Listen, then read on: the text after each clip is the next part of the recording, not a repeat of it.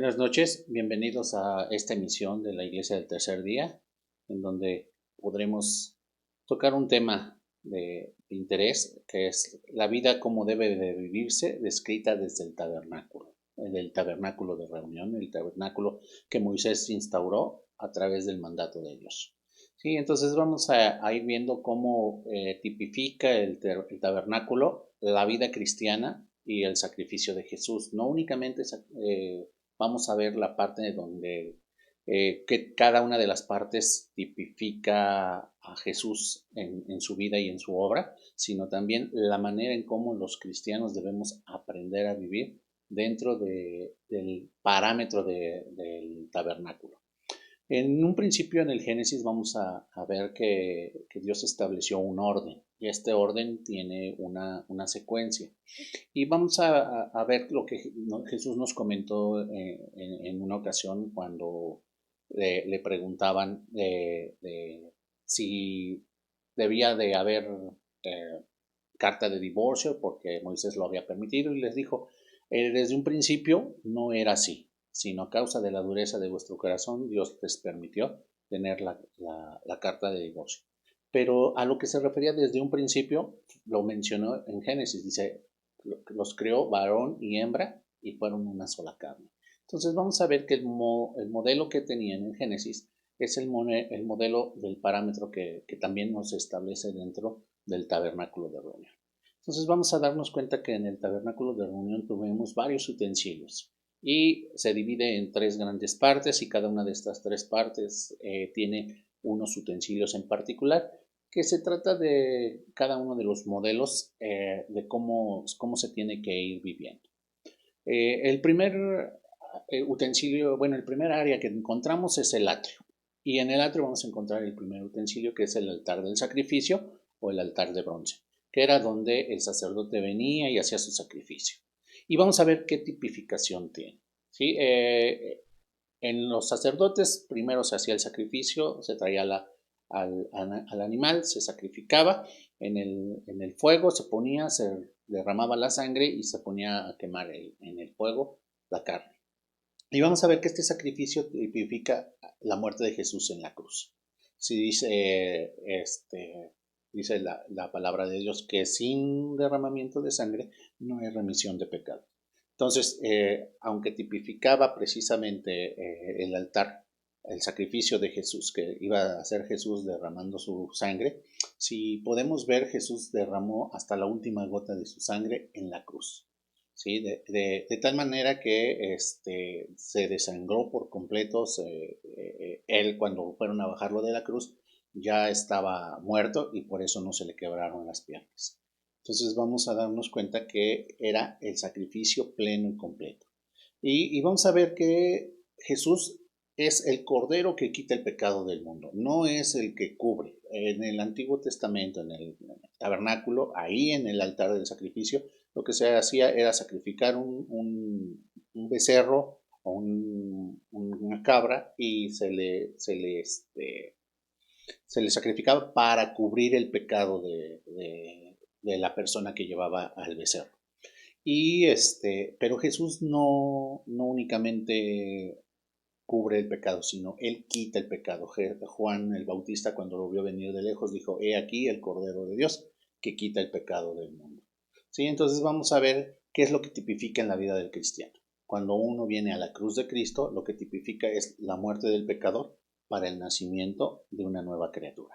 ¿Sí? Entonces vamos a encontrar que también tipifica nuestro sacrificio, dejar todo lo que nos gusta para hacer lo que nos conviene. ¿A qué me refiero con esto? La mayoría de las veces se nos dice que el cristiano tiene que hacer la voluntad de Dios, pero no es como una obligación, sino es por amor.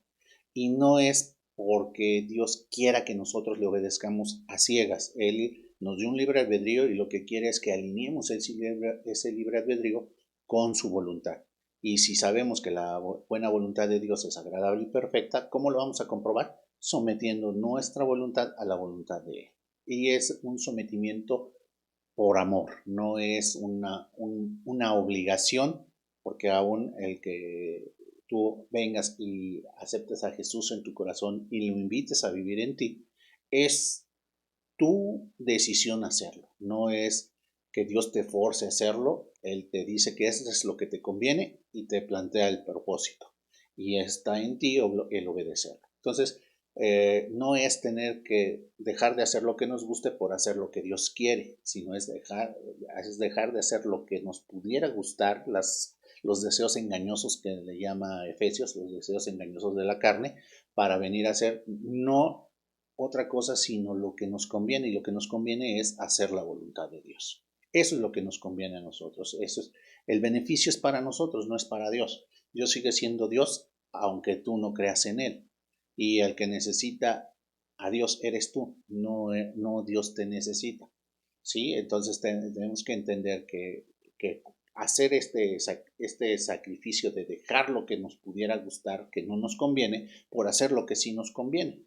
¿Sí? Entonces, en resumen, vamos a ver que en el altar se deja la vieja manera de vivir para vivir la vida de Cristo. ¿Sí? Y la vida de Cristo que tú tienes que vivir es la vida por voluntad propia. No es que te force Dios a hacer su voluntad, sino es entender que por amor le obedeces y que además eso te conviene a ti. Dice Jeremías 29:11, que los pensamientos de Dios son de paz, son de bendición, son de éxito, son de prosperidad para ti, para que se cumpla lo que tú deseas. Sí, o sea, al final de cuentas lo que quiere Dios es que tú hagas lo que a ti te conviene. Y lo que a ti te conviene, pues por mucho saber que la voluntad de Dios es conveniente para ti porque es buena, es agradable, es perfecta.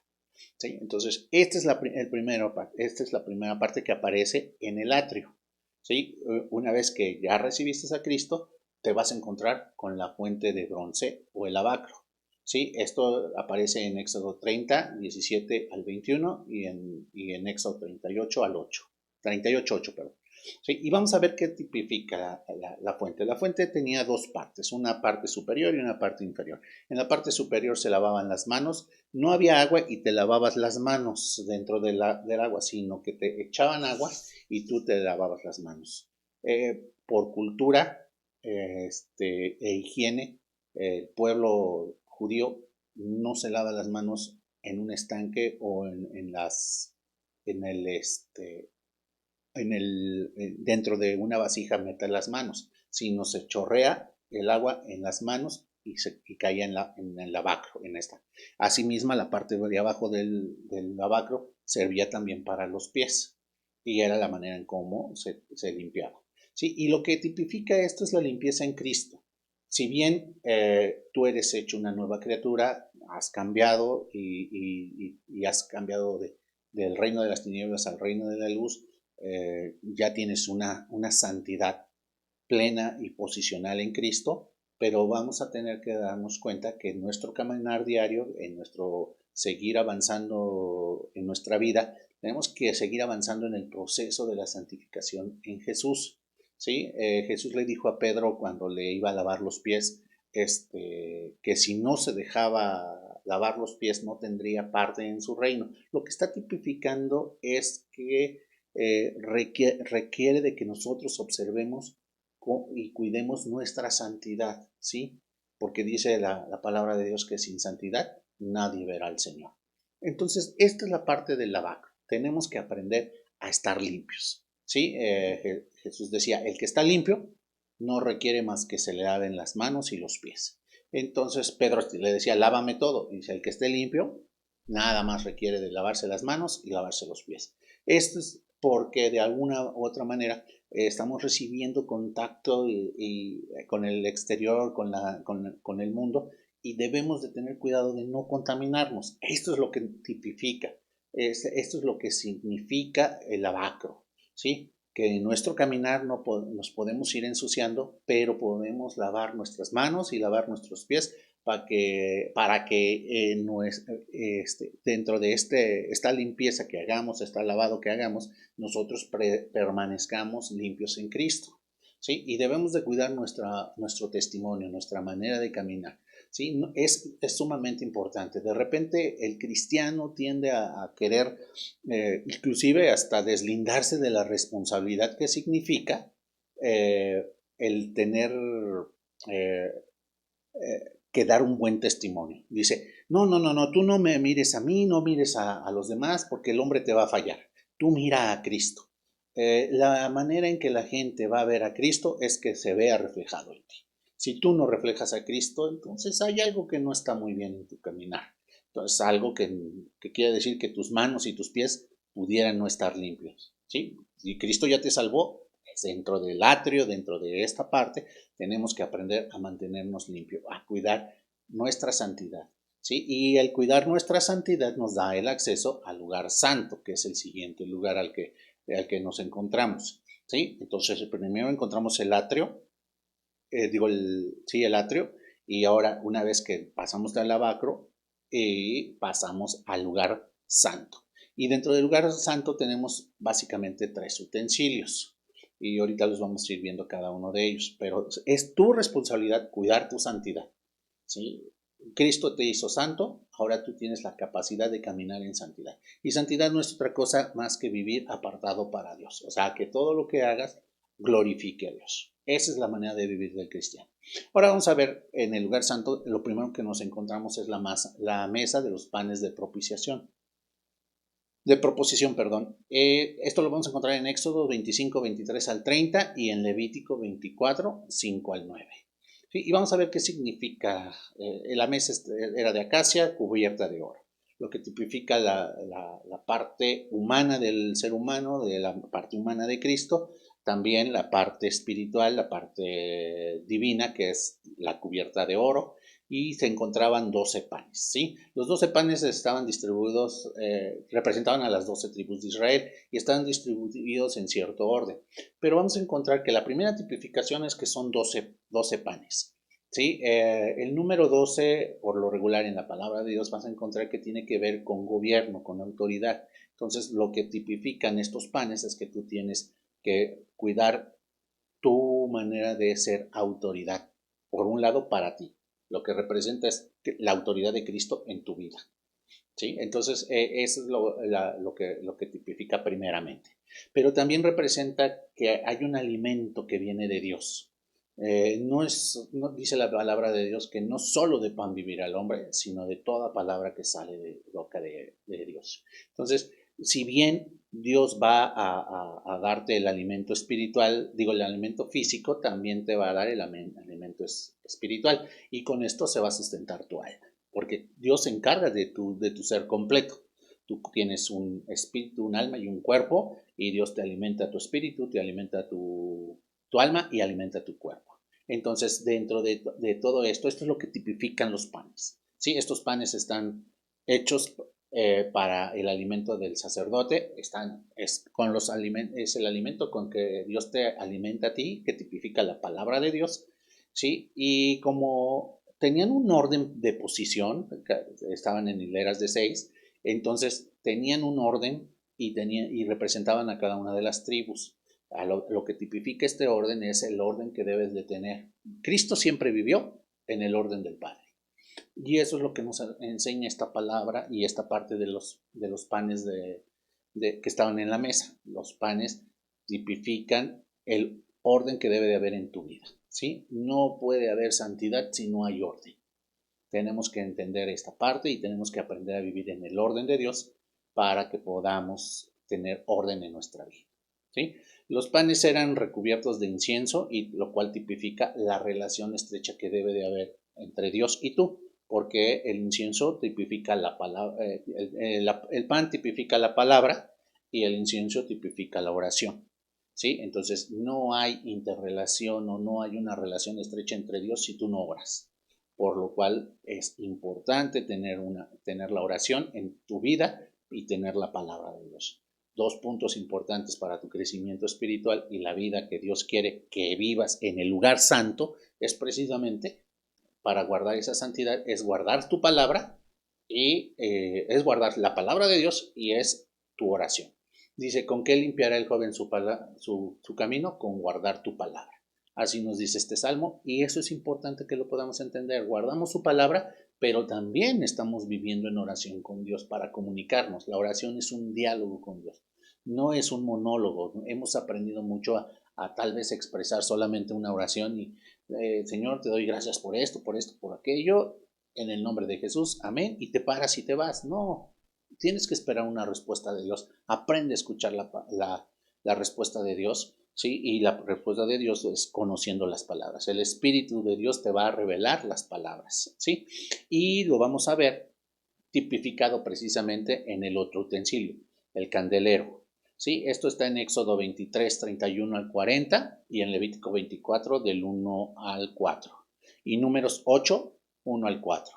¿Sí? Y vamos a ver qué tipifica el candelero. Este es el primer objeto hecho completamente de oro, de una sola pieza, lo cual tipifica el oro, la santidad de Dios, una sola pieza, la unidad y la divinidad de Dios. ¿Sí? Entonces vamos a encontrarnos que lo que Dios quiere es tener también con nosotros una eh, unidad. Jesús oró y dijo que ellos sean uno como tú y yo somos uno. Entonces tenemos que entender que debemos de aprender a vivir en unidad. ¿Sí? La vida del cristiano no puede ser una vida solitaria únicamente, tiene que ser una vida de unidad con tus hermanos y de unidad al Padre, y esto es la manera de cómo debemos de vivir en santidad. Dice un proverbio, el hierro con hierro se afila, así como el espíritu del hombre con el espíritu del hombre. Tenemos que aprender a vivir entre hermanos en unidad y debemos de tenerlo presente todos los días, ¿sí? Este candelero usaba aceite, lo cual tipifica al Espíritu Santo. Sí, y esta tipificación del Espíritu Santo la tuvo Jesucristo todo el tiempo en esta tierra, anduvo de la mano del Espíritu Santo y estuvo presente el Espíritu Santo en todo lo que él hacía y precisamente es lo que nos recomienda. Jesús dijo, no los dejo solos, les dejaré un consolador, les dejaré al Espíritu. El Espíritu que nos deja es el Espíritu Santo, es el Espíritu de verdad, el cual nos recordará todas las palabras de Cristo y el cual nos guiará a toda verdad. Y esto es lo que debemos de tener en nuestra vida, el Espíritu de Dios direccionando como la lámpara, el candelabro que alumbraba directamente la mesa de los panes y se veían claramente los panes. Entonces esto es lo que tipifica este candelabro, este candelero. Debemos de tener la presencia del Espíritu dirigiendo y alumbrando y dándonos luz. Además es precisamente lo que tenemos que hacer, ¿sí? Tenemos que tener la interrelación del Espíritu Santo revelándonos la palabra que está representada en los panes y es la revelación, lo que la luz del Espíritu da a los panes es lo que tenemos que tener nosotros, la luz del Espíritu alumbrándonos y revelándonos las palabras de la palabra que es la Biblia. La Biblia no requiere de una interpretación, requiere de una revelación del Espíritu. Entonces tenemos que vivir en nuestras vidas una vida de santidad, una vida que sea dirigida por el Espíritu Santo, porque si no lo haces, si tú lees la Biblia y le das una interpretación, lo único que vas a tener son doctrinas de hombre. Por eso es sumamente importante que podamos establecer que si Cristo nos dijo que nosotros somos la luz, seamos la luz, pero la única manera en que podemos ser luz es teniendo la luz del Espíritu Santo en nosotros. Tú por sí mismo no puedes alumbrar. Tú por sí solo no puedes hacerlo. Lo tienes que hacer a través de la luz del Espíritu que está en ti. ¿Sí? También nos dice en esto que el candelero ardía siempre, lo cual habla de que debemos de tener una estrecha relación con el Espíritu Santo y que no apaguemos la llama que hay en nosotros del Espíritu, ¿sí? Sumamente, esta es una recomendación que Pablo hacía, no apaguéis el fuego del Espíritu que está en vosotros. Sumamente importante, el Espíritu en tu vida. No hay cómo poder interpretar o cómo poder entender y cómo poder vivir una vida cristiana si no hay una relación con el Espíritu Santo. Sumamente importante. El siguiente utensilio es el altar de oro. Y el altar de oro o del incienso. Está en Éxodo 30 del 1 al 11. Y vamos a ver lo que tipifica el altar de oro. ¿Sí? El altar estaba encendido siempre. Este estaba casi a la puerta de la entrada del lugar santísimo y estaba encendido siempre, lo cual tipifica que debe de estar siempre el incienso puesto en ese lugar debe de siempre estar fluyendo en el altar. ¿Y qué tipifica? El incienso tipifica tus oraciones, tipifica la alabanza, tipifica la oración. ¿Sí? La oración, la adoración y la alabanza es algo que el cristiano debe tener en su vida diaria siempre. Sí, son tres cosas sumamente importantes que no deben faltar en la vida del cristiano. ¿Sí? La intercesión se tipifica a través de lo que Cristo hizo por nosotros. Él intercedió por nosotros y por eso este altar del incienso precisamente tipifica a Cristo. Es Cristo pidiéndole al Padre por nosotros. Pero también nos tipifica a nosotros en el sentido de tener siempre oración y alabanza y adoración a Dios para pedirle por los demás. No es pedir únicamente por nosotros, es pedir por los demás. ¿Sí? Y estas tres acciones de oración, de oración, de adoración y de alabanza son importantes que las tengamos en plenitud dentro de la presencia de Dios. Es difícil poder entrar al Shekinah de Dios si no tienes estos tres elementos en tu vida: la adoración, la alabanza, y eso es lo que nos da el acceso a la siguiente parte. La siguiente parte que había era el lugar santísimo. ¿Sí? Cuando tú llegas a este lugar santísimo se encontraba un solo objeto, ¿sí? El arca del pacto de la alianza. Es el arca del pacto o el arca de la alianza. ¿Sí? Está en Éxodo 25, del 10 al 22, y vamos a ver qué es lo que tipifica esto. Aunque es el único mueble que hay en el lugar santísimo, hay dentro de él tres cosas. ¿Sí? Pero antes de irme a las tres cosas, lo que te quiero mencionar es un solo mueble, y ese solo mueble implica que Dios no comparte su gloria con nadie. Él es el único digno de la gloria, del imperio, del poder, de la alabanza y de toda nuestra adoración. Él es el único que la merece, y a Él es al único que debemos dirigirnos. ¿Sí? Y fuera de Él no hay nada, no hay nadie. Por eso tenemos este lugar, este mueble es lo que tipifica. ¿Sí? El arca tipifica la presencia de Dios. ¿Sí? Y aunque el mueble, como te decía, es uno, dentro del mueble había tres elementos, lo que está tipificando la Trinidad. ¿Sí? El Espíritu, al Padre y al Hijo. ¿Sí? Y vamos a ver estos tres elementos. El primero era el maná. Estaba puesto en una vasija de oro, y lo que tipifica es la provisión divina en nuestras vidas. Y como te decía, no es únicamente la provisión espiritual, es la provisión material, la provisión emocional también. ¿Sí? Dios te nutre cuerpo, alma y espíritu. Tiene que crecer en ti estas tres áreas en tu vida. ¿Sí? El otro elemento que existía era la vara de Aarón, ¿sí? La cual tipifica la autoridad de Dios en nuestras vidas, pero también tipifica la autoridad que Dios nos da a nosotros para ejercerlo en la tierra como la iglesia de Dios, ¿sí? En un sentido correcto de autoridad. El sentido correcto de autoridad es cuidado y protección. No podemos pensar que autoridad es el que aquí se hace lo que yo digo. La autoridad en la palabra de Dios es cuidado y protección. Dios pone por autoridad a aquel que tiene la obligación de cuidar y proteger al subordinado. De hecho, Dios es mi autoridad por eso, porque Él cuida y me protege. ¿Entiendes ahora el verdadero concepto de autoridad? Tenemos que cambiar ese concepto para poderlo ejercer de manera correcta, y en ese sentido correcto de ejercer la autoridad, podamos ejercer una autoridad de cuidado, de protección, con justicia, con amor y con misericordia y gracia para los demás. Y esa es la única manera en que la gente pueda entender y comprender a Cristo en tu vida. ¿Sí? Entonces, como ves, entramos por el atrio, pasamos al lugar santo y luego al lugar santísimo. Y estas tres áreas son sumamente importantes que podamos comprender y entender, que cada una son etapas de crecimiento en tu vida, pero tienes que estar muy al pendiente de siempre tener todos estos elementos en tu vida para que puedas llegar al lugar santísimo, en donde desciende la plena presencia de Dios. Si tú quieres estar en la plena presencia de Dios, puedes estarlo. Y Dios no quiere que sea únicamente una vez al año, lo que Dios quiere es que sea siempre. ¿Sí? ¿Y cuál es la fórmula para llegar hasta el lugar santísimo? Es Cristo. ¿Sí? El altar, ya ves que te dije, tiene el atrio, el lugar santo y el lugar santísimo. Y para cada uno de estos tres lugares le antecede una puerta.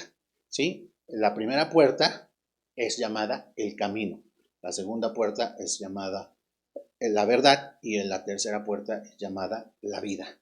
Por eso a los judíos les hacía mucho ruido cuando Jesús decía, yo soy el camino, la verdad y la vida, y nadie viene al Padre si no es por mí.